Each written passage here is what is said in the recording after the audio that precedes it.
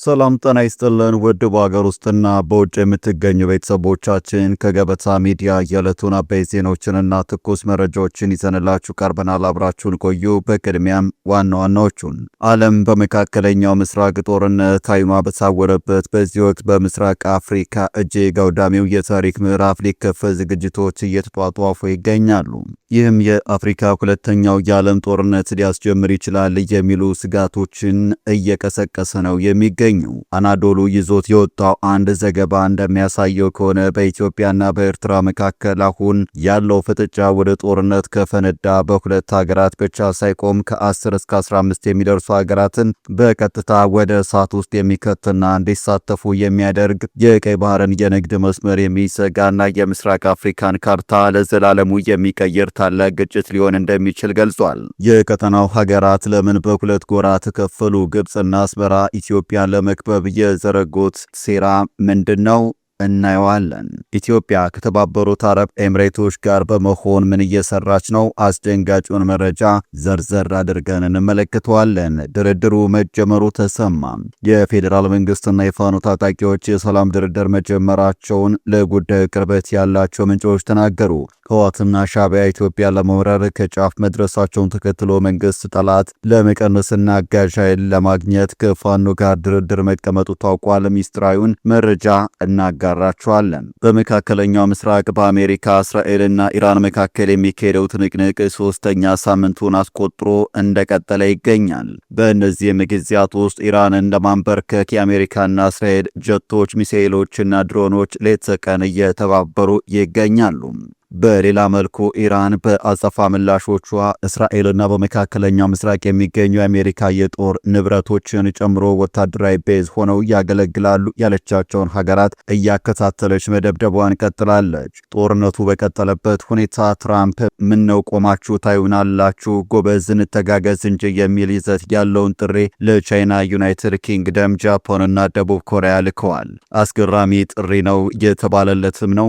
በዓለም አቀፍ የነዳጅ ንግድ ቁልፍ መስመር በሆነው ሆርሙዝ ሰርጥ ላይ ኢራን ያልተጠበቀ አዲስ ውሳኔ አሳልፋለች። በጦርነቱ የመጀመሪያ ቀናት በሰርጡ ለማለፍ የሚሞክሩ ማንኛውም መርከብ በእሳት እንዲጋይ የተላለፈ ውሳኔዋን ኢራን መቀልበሷ ተሰምቷል። ከመካከለኛው ምስራቅ የተሰሙ አዳዲስ ጉዳዮችንና የትራምፕን አነጋጋሪ ጥሪ እስከ ዝግጅታችን ፍጻሜ አብራችሁ ስትቆዩ ታደምጡታላችሁ። መዲናችን አዲስ አበባ እንደ ስሟ አዲስ ሆናለች። እያደገች ባለች ፈጣን ከተማ ውስጥ ልብም የራሱን ማረፊያ ይፈልጋል። የልቦን ማረፊያ የነገውን ምቾት ከሰመር ሪል ስቴት ቶፕ ቪው አፓርትመንት ይምረጡ። ከ16 በላይ ኤምባሲዎች ለቦሌ አየር መንገድ፣ ለመገናኛ እንዲሁም ለአዲሱ ቤተ መንግስት ጎረቤት በሚሆኑበት በእንግሊዝ ኤምባሲ ዘመናዊ አፓርትመንት በ50% የባንክ ብድር ጋር አቅርበናል። ከባለ 2 እስከ ባለ 4 መኝታ ከተጨማሪ ክፍሎች ጋር በካሬ ከ88,000 ብር ጀምሮ እንዲሁም በ10% ቅድመ ክፍያ በምቹ አከፋፈል አትራፊነቱ የተረጋገጠ ኢንቨስትመንት ባለቤት ይሆኑ። ለአጭር ጊዜ የሚቆይ እስከ 37% የሚደርስ ታላቅ ቅናሽ ለመጠቀም በ0919 996454 ፈጥነው ይደውሉልን። ሰመር ሪል ስቴት። ቻናሉን ሰብስክራይብ፣ ቪዲዮ ላይክ በማድረግ እስከ ፍጻሜው አብራችሁ እንድትቆዩም በአክብሮት እንጠይቃለን። ወደ ቀዳሚ ጉዳያችን እናልፋለን። ዓለም በመካከለኛው ምስራቅ ጦርነት ዓይኗ በታወረበት በዚህ ወቅት በምስራቅ አፍሪካ እጅግ አውዳሚው የታሪክ ምዕራፍ ሊከፈት ዝግጅቶች እየተጧጧፉ ይገኛሉ። ይህም የአፍሪካ ሁለተኛው የዓለም ጦርነት ሊያስጀምር ይችላል የሚሉ ስጋቶችን እየቀሰቀሰ ነው የሚገኘው። አናዶሉ ይዞት የወጣው አንድ ዘገባ እንደሚያሳየው ከሆነ በኢትዮጵያና በኤርትራ መካከል አሁን ያለው ፍጥጫ ወደ ጦርነት ከፈነዳ በሁለት ሀገራት ብቻ ሳይቆም ከ10 እስከ 15 የሚደርሱ ሀገራትን በቀጥታ ወደ እሳት ውስጥ የሚከትና እንዲሳተፉ የሚያደርግ የቀይ ባህር የንግድ መስመር የሚዘጋና የምስራቅ አፍሪካን ካርታ ለዘላለሙ የሚቀይር ታላቅ ግጭት ሊሆን እንደሚችል ገልጿል።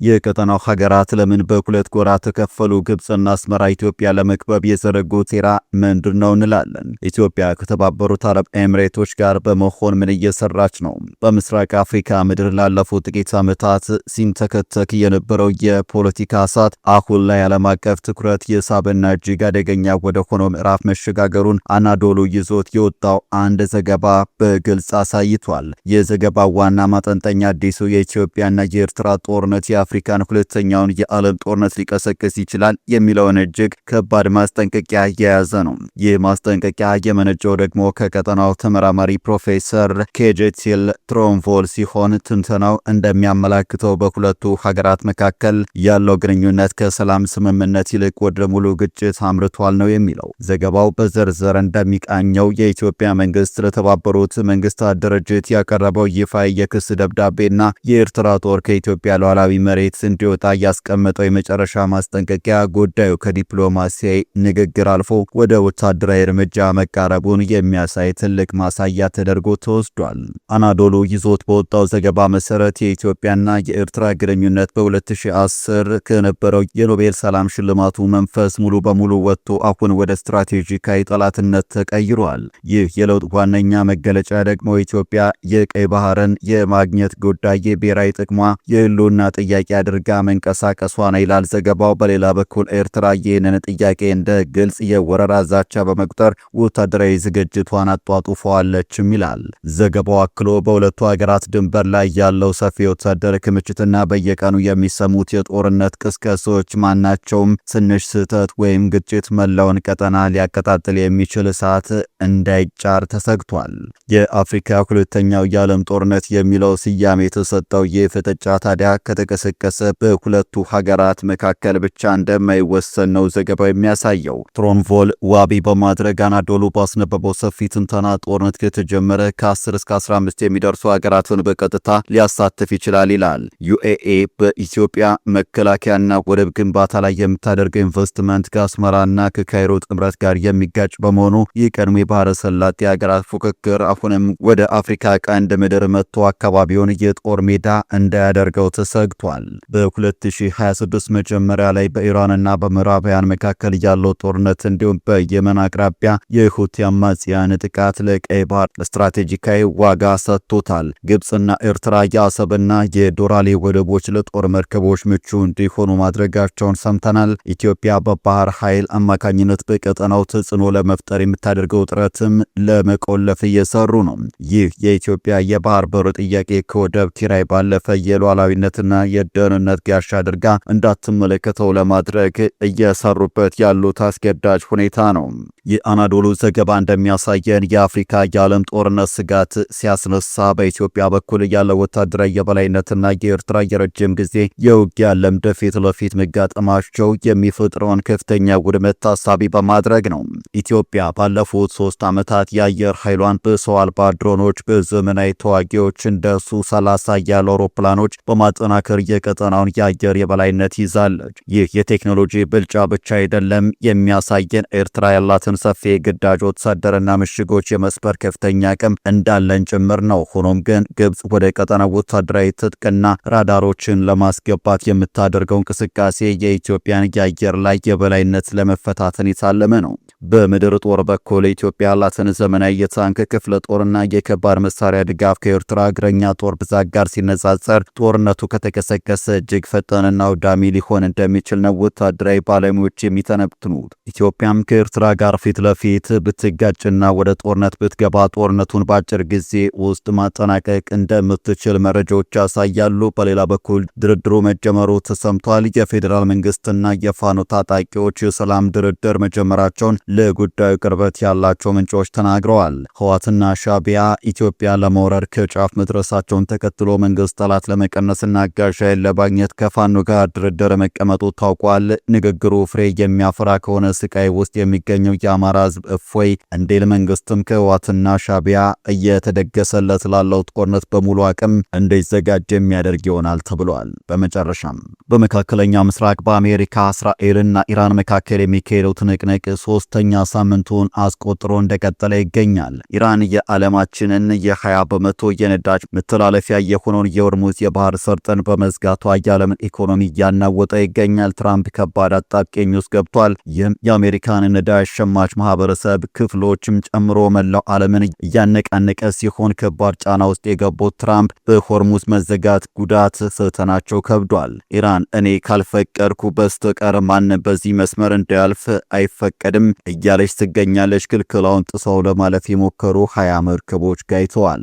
የአሜሪካ ባህር ኃይል መርከቦችን እያጀበ በሆርሙዝ ሰርጥ እንዲያልፉ ያድርግ የሚል ሐሳብ ቀርቦ የነበረ ቢሆንም አሜሪካ ግን የለንበትም የሚል ምላሽ ሰጥታለችም። በዚህ መሃል ግን ጃፓን ኦኪናዋ ደሴት ላይ ሰፍሮ የነበረው የአሜሪካ 2000 ባህር ኃይል በአፋጣኝ ወደ ኢራን ግንባር እንዲንቀሳቀስ ትዕዛዝ ደርሶት ጉዞ ጀምሯል። ወደ ፕሬዝዳንት ዶናልድ ትራምፕ ያልተጠበቀ ጥሪ አቅርበዋል።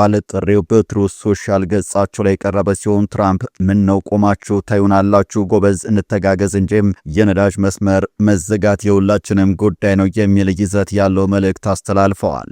ትራምፕ የፈለገ ቢሆን ከኢራን ጋር አልደራደርም ብለዋል። እሳቸውም የመከላከያ ሚኒስትሩ ፒት ሄግሴት ኢራን ያበቃላት ሀገር ናት፣ እግር እጇን ቆራርጠን አስቀምጠናታል ሲሉ ተደምጠዋል። ትራምፕ ማንም ባልጠበቀው መልኩ ለቻይና፣ ዩናይትድ ኪንግደም፣ ደቡብ ኮሪያና ጃፓን ጥሪ አቅርበዋል። ሀገራት የጦር መርከቦቻቸውን ወደ ቀጠናው እንዲልኩ በይፋ ጠይቀዋል። ሆኖም ኢራን የሆርሙዝ ሰርጥን መዝጋቷን እንደምትቀጥልና በመካከለኛው ምስራቅ የሚገኙ ነዳጅ አምራች ተቋማትን ኢላማ ማድረግ እንደማታቆም አስታውቃለች። በአሁኑ ሰዓት የጥቃት ፊቷን ወደ ተባበሩት አረብ ኤምሬቶች አዙራለች። በሌላ በኩል በዓለም አቀፍ የነዳጅ ንግድ ቁልፍ መስመር በሆነው ሰርጥ ላይ ኢራን አዲስ ውሳኔ አሳልፋለች። በሰርጡ ለማለፍ የሚሞክር ማንኛውም መርከብ በእሳት እንዲጋይ የተላለፈውን ውሳኔ መቀልበሷ ተሰምቷል። የኢራን የውጭ ጉዳይ ሚኒስቴር አባስ አራግቺ ስትራቴጂካዊ የሆርሙዝ የባህር ሰላጤ ከአሜሪካና እስራኤል መርከቦች ውጪ ለሌሎች ሀገራት ክፍት ነው ብለዋል።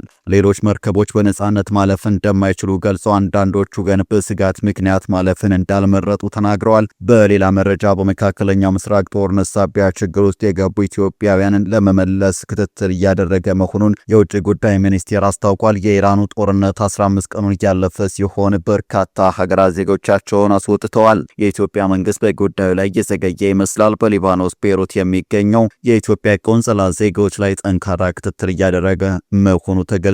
በሊባኖስ ጊዜያዊ መጠለያ መዘጋጀቱንና አስፈላጊ ሆኖ ሲገኝ ዜጎችን ወደ ሀገራቸው ለመመለስ ሁኔታዎችን እንደሚያመቻች ሪፖርተር ዘግቧል። በአንጻሩ ኢማኑኤል ማክሮንና አንቶኒዮ ጉተሬስ ኢራንና አሜሪካ ጦርነቱን ለማቆም ቀጥተኛ ንግግር እንዲያደርጉ ጥሪ አቅርበዋል። ሊባኖስ ወደ ንግግር መምጣት እንደምትፈልግና ፓሪስ ላይ ቀጠሮ መያዙን ማክሮን ገልጸዋል። ሊባኖስ በዚህ ጦርነት የተነሳ ወደ ጥቁር መቀመቅ መውረድ የለባትም ብለዋል። ትናንት ቤይሩት የነበሩት ጉተሬስ ለዚህ ጉዳይ መፍትሄ ወታደር ሳይሆን ዲፕሎማሲ ነው ሲሉ አሳስበዋል።